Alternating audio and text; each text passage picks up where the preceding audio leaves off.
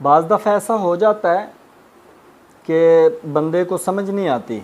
बाकी नाराज़गी तो ज़िंदगी में एक दूसरे से चलती रहती है, इंसान की ऊंच नीच होती है, आपस में जो भाई हैं उनकी भी नाराज़गी हो जाती है, वो भी एक दूसरे से नाराज़ होकर दूर हो जाते हैं। फिर सुलह भी हो जाती है, कुछ लोग सुलह में पहल करते हैं, वो तो बहुत ही आला ज़रफ़ लोग होते हैं, अच्छे लोग होते हैं जो सुलह में पहल करते हैं और सुलह को हमेशा वेलकम करते हैं। लेकिन इसी सिनेरियो में एक चीज़ ऐसी भी है कि कुछ लोग ऐसे भी होते हैं कि जो है ना उनको समझ नहीं आती, नाराज़ जब हो जाते हैं लेकिन उसके बाद उनको ये नहीं पता चलता कि वो सुलह किस तरह करेंगे। मेरे वालिद मोहतरम भी अक्सर ये बात कहा करते थे कि कुछ लोग सोसाइटी में ऐसे होते हैं जिन्होंने, पंजाबी में वो कहते थे, जिन्होंने रुसन का पता है लेकिन मनण का पता नहीं लगता। यानी वो नाराज़ तो हो जाते हैं, छोटी सी बात पे भी नाराज़ हो जाते हैं, लेकिन जब उनको मनाने की कोई कोशिश करता है तो शायद उनको समझ नहीं आती कि अभी कौन सी स्टेज पे और किस तरह से वो मान जाएं और दोबारा जो है ना उनकी सुलह हो जाए और सिस्टम सीधा हो जाए। तो उन लोगों के लिए एक बहुत ज़बरदस्त लतीफ़ा है कि एक गांव में कुमार रहते थे और उन्होंने गधे वगैरह रखे हुए थे, भैंसें वगैरह रखी हुई थी, इस तरह का खेती बाड़ी करते थे, उनका कारोबार था। तो उनका एक लड़का जो है ना वो आए दिन नाराज़ हो जाता था, वो नाराज़ हो के घर से बाहर निकल जाता। तो दोपहर वाले टाइम वो किसी साए में बैठा रहता, कभी कहीं बैठा रहता। तो वो कभी कभार उसको ऐसा नहीं हुआ कि वो नाराज़ हुआ, कभी भी ऐसा नहीं हुआ कि वो नाराज़ हुआ और उसको किसी ने मनाया ना हो।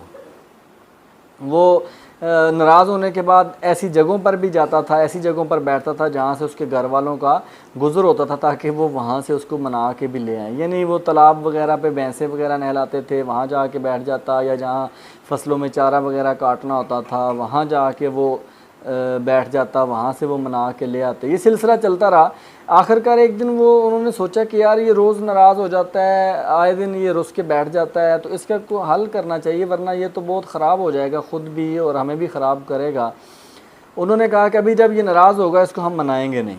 एक दिन वही हुआ, फिर वो नाराज़ हुआ, उन्होंने पक्का इरादा कर लिया कभी इसको हमने मनाना नहीं है, और वो घर से निकल गया। वो उसी रूटीन में जाके एक जगह पर बैठा, लेकिन घर वाले जब वहाँ से गुज़रे उन्होंने कोई मिन्नत समाजत नहीं की, कोई बात नहीं की, मुंह फेर के गुज़र गए। उसको भी महसूस हुआ कि शायद इनको पता नहीं चला या ये अभी मुझसे ये भी नाराज़ हो गए हैं। फिर वहाँ से उठा, वो दूसरी जगह पे चला गया। वहाँ पर जो लोग थे घर वाले, उन्होंने भी लिफ्ट नहीं करवाई, उन्होंने भी कोई बात नहीं की। जहाँ पर भैंसें वगैरह वो नहलाते थे, पानी पिलाते थे, गांव में जो तालाब था वहाँ पर वो गया कि चलो इधर पानी पिलाने आएंगे, तो भैंसों को लेकर आएंगे तो मुझे साथ ले जाएंगे। वहाँ पर वो आए, उन्होंने भैंसों को रूटीन के मुताबिक नहलाया, पानी पिलाया, वहाँ से वो चले गए। वहाँ पे भी उन्होंने उससे कुछ नहीं लिफ्ट करवाई। चारा काटने वाली जगह पर चला गया, चारा काटने आएंगे मुझे साथ ले जाएंगे। यानी उसने सारे हरबे सारी जगहों पर वो जाके देख लिया, लेकिन आज उसे कोई घास नहीं डाल रहा, उसे कोई पानी भी नहीं पूछ रहा, उसे कोई सलाम भी नहीं ले रहा, उसे कोई ये भी नहीं कह रहा कि भाई आप आ जाओ, घर छोड़ दो या नाराज़गी कोई बात नहीं, हो जाता है। तो वो भी बड़ा तंग आ गया, सुबह से भूखा था और रवैया पहली दफ़ा उसके सामने आया घर वालों का। सारे घर वाले घर में चले गए, अपना शाम का टाइम हो गया। तो अभी घर के दरवाजे के बाहर गधे बंधे हुए थे, तो उसने एक जो है ना वो गधा खोला और गधे की दुम को पकड़ लिया और सही से गधे को मार के दरवाजे के अंदर दाखिल किया।